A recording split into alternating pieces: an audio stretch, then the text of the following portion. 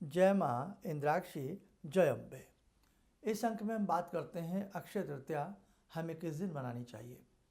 बैसाख का महीना होता है और बैसाख के महीने के शुक्ल पक्ष की जो तीज तिथि होती है उसमें अक्षय तृतीया को मनाया जाता है। इस बार 19 अप्रैल दिन रविवार को अक्षय तृतीया है। अक्षय तृतीया लोगों का ये भाव होता है सोना खरीदें चांदी खरीदें, लेकिन वास्तविकता ये नहीं है। सोना चांदी खरीदने से वैभवता नहीं आती।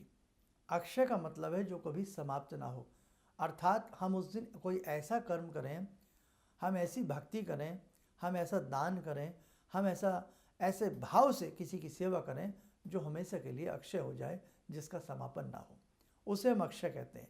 तो अक्षय तृतीया के दिन ये बताया गया है कि हमें गायत्री मंत्र जपना चाहिए, भगवती लक्ष्मी की साधना करनी चाहिए, दक्षिणावर्ती शंख का जल अपने घर में छींटा मारना चाहिए, उनकी पूजा करनी चाहिए।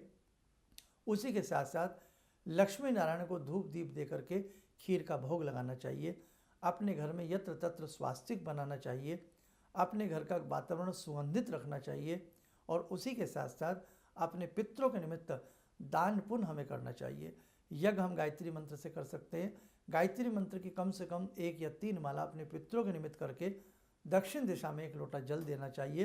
अक्षय तृतीया का जो दिन है 19 अप्रैल का, वो पुण्य से भरा हुआ, अर्थात उस दिन जो भी आप कर्म शुभ करेंगे, दान देंगे, पूजा करेंगे, भक्ति करेंगे, पितरों के निमित्त कुछ करेंगे, तो वो अक्षय हो जाएगा।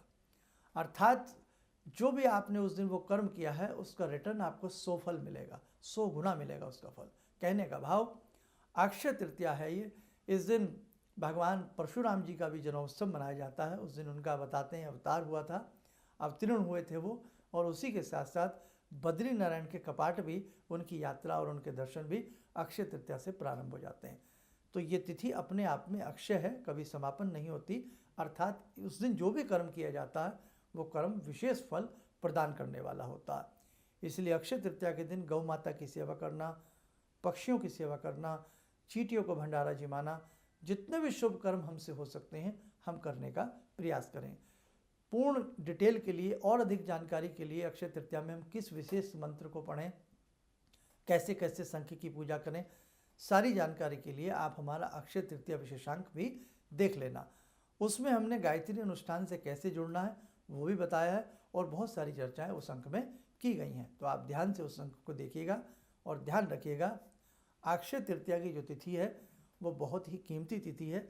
इसमें हम मीठा जल बांट सकते हैं, पेय पदार्थ जो भी मीठे जल शरबत आदि होते हैं उसकी व्यवस्था कर सकते हैं, और उसके साथ साथ जितना भी हो सकता है हम पशुओं की, पक्षियों की, हर प्राणी की सेवा करने के लिए तत्पर रहें और अपने पितरों के निमित्त जितना हमसे भक्ति भाव हो सके अक्षय तृतीया के दिन आप करना जरूर प्रारंभ करना, क्योंकि ये विशेष तिथि है, विशेष पुण्य प्रदान करने वाली तिथि है और इस प्रकार की तिथियाँ हमें बहुत सौभाग्य से प्राप्त होती हैं।